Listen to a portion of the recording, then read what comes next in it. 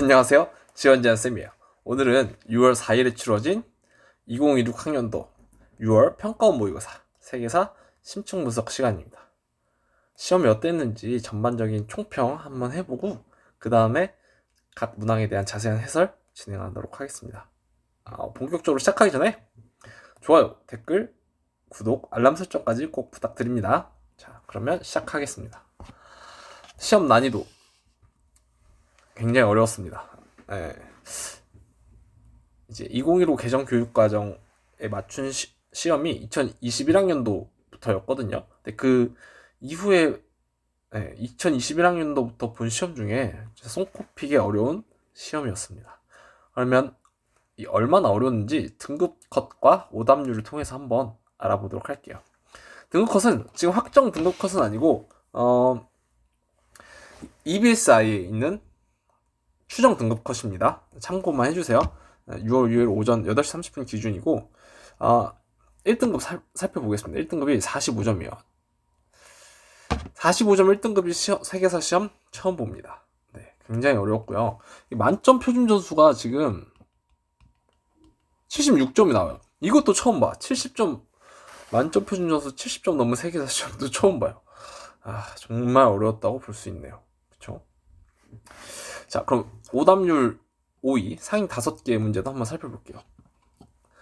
오답률 1위가 19번 루이 16세 문제. 네, 굉장히 어려웠죠? 저도 이거 풀 때 어렵다고 많이 느꼈습니다. 오답률 2위가 8번 명예혁명 문제. 오답률 3위가 13번 2차 세계대전 문제. 오답률 4위가 7번 비잔티움과 아바스 왕조 문제. 오답률 5위가 17번 1차 세계대전 문제.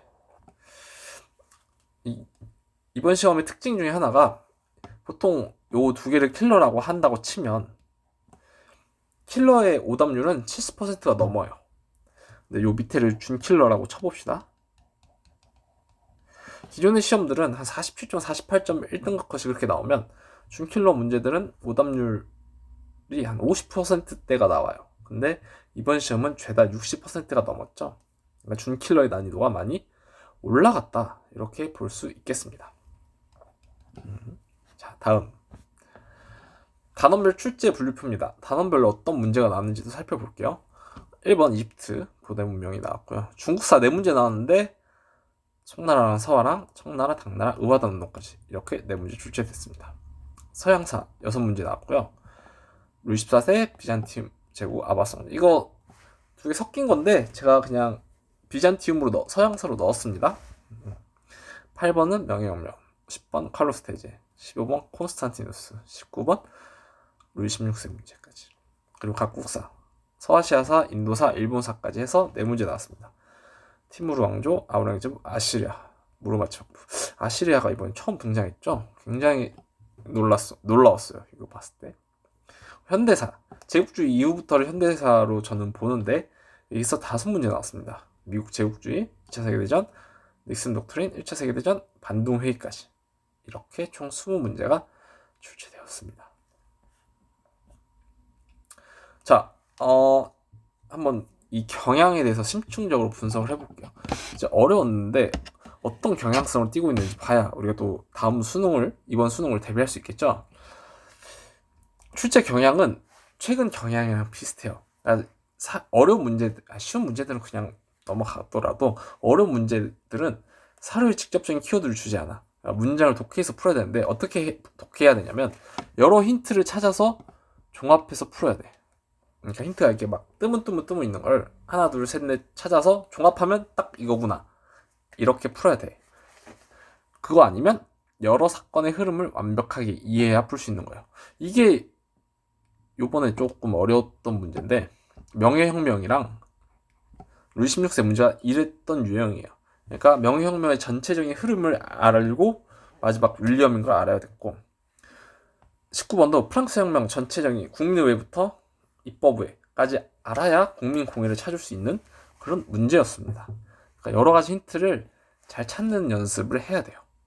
아시겠죠? 낚시형 문제도 계속 등장합니다. 이거 계속 나와요. 이번에 2차 세계대전이 그랬는데 13번 사라예보 딱 나오는 순간 의심부터 해야 돼. 여러분, 그 교육청 모의고사는 교육청 모의고사나 평가원에서도 쉬운 문제들은 그냥 단어를 주죠.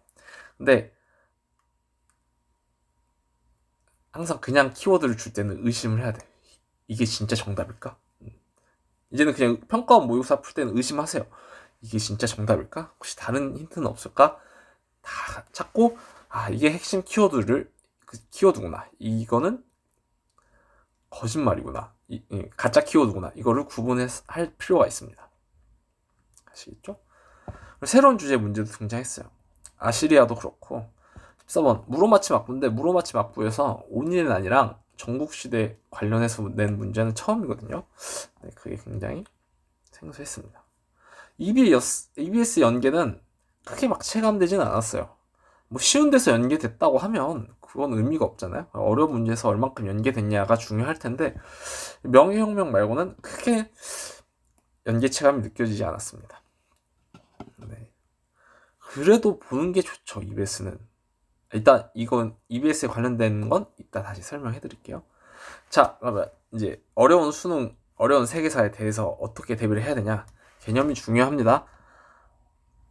개념 안 될 친구들은 개념부터 다시 공부하세요. 개념 공부할 때 꼼꼼하게 공부해야 돼. 아시겠죠?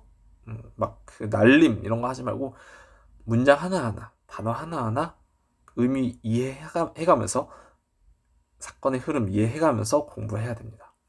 근데 제일 강조하는 건 두 번째예요. 기출문제를 다시 풀어보는 건데 기출문제를 글자 하나하나 뜯어봐야 돼. 그러니까 여기 위에서 얘기했듯이 어려운 문제는 여러 힌트를 종합해서 답을 찾을 수 있게 해놔요. 그거를 최근 기출문제들도 이렇거든요. 그러니까 여러 힌트를 종합해서 정답을 찾는 연습을 최신 기출을 통해서 연습해보자. 이게 가장 추천드리는 방법입니다. 아시겠죠? 그리고 좀 이 두 개가 충분한 학생들은 새로운 문제 많이 풀어보는 것도 좋을 것 같아요. 그러니까 새로운 문제, 새로운 소재에 대해 대비도 하고 이런 어려운 문제도 새로운 문제를 통해서 대비하면 좋을 것 같습니다. 그래서 EBS 특수한 먼저 풀고 다 풀었다 싶으면 시중에 엔제나 모의고사 같은 것도 많이 풀어주면 좋을 것 같아요. 자, 이제 본격적으로 이 6월 이후의 학습 방향에 대해서 설명을 하겠습니다. 다음 목표는 9월 모의고사예요. 그러니까 구모 전까지 학습 계획을 수립하는 거예요. 그래서 9월 모의고사까지는 좀 성적을 잘 받아보자. 이걸 목표로 학습 방향을 세우면 되겠습니다. 자, 6월 모의고사 기준으로 1, 2등급 받은 학생들은 개념은 어느 정도 된 학생들이에요. 그러니까 엔제와 실무로 어려운 문제를 대비하는 거야. 이 학생들은 대신 틀린 문제 있을 때마다 개념서 가서 개념을 다시 확인하는 거예요. 아시겠죠? 이렇게 자기의 약점 찾아가면서 공부해 나가면 되고 수능 완성 이제 나온 걸로 알고 있는데 수능 완성 꼭 풀어주시면 좋을 것 같아요. 풀고 어려운 개념이나 문제들은 따로 정리해 두세요. 자, 3등급 이하는 뭐 처음부터 다시 해야 됩니다. 이 학생들 필요 없어요. 엔제 쳐다도 보지 마세요. 그냥 개념부터 다시 해요. 대신 우리 3달 남았잖아. 9월까지 6월, 7월, 8월. 제가 그래서 한 달별로 딱 스케줄을 정리해놨어요. 6월엔 개념. 한 달이면 됩니다. 제 거 교재 이용한 학생 중에 5월에 한 달 공부해서 6월에 만점 받은 학생들 많아요. 한 달이면 충분히 개념 완벽하게 공부할 수 있습니다. 그 다음 7월에는 기출문제를 한 번이라도 제대로 푸는 거야. 이때 풀 때 아까 얘기했죠?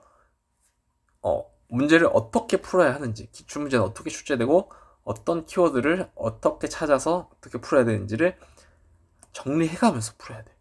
아시겠죠? 그리고 8월에는 EBS 수특 수완 정리하면 돼요. 못하겠다, 혼자서 못하겠다 하면 제 거 순득한 분석서는 이미 나와 있고 이거는 아마 7월 중에 나올 것 같아요. 그러면 그것만 따로 봐도 됩니다.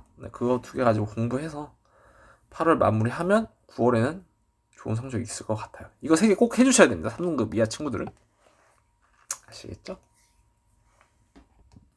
자, 여기까지고 총평은 여기까지로 할게요. 그리고 혹시나